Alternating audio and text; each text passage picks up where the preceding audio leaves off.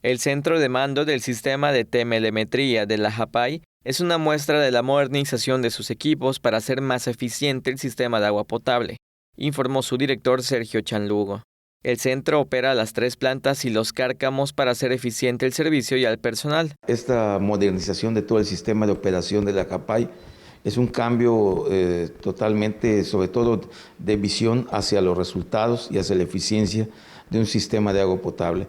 Las instrucciones del gobernador han sido muy claras, que hay que hacer de la JAPAI un organismo eficiente, un organismo moderno y un organismo que sea sustentable a través de los años, no solamente para ahora, sino para las próximas generaciones. Chanlugo explicó que una de las bondades del centro de mando es que ante cualquier falla eléctrica en los cárcamos, su reactivación se realiza en menos de 15 minutos, cuando antes duraba 3 horas. Con imágenes de Joaquín Martínez, el reportes de Álvaro Martínez, Teleyucatán te informa.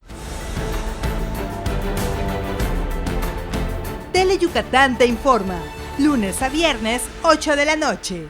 Síguenos.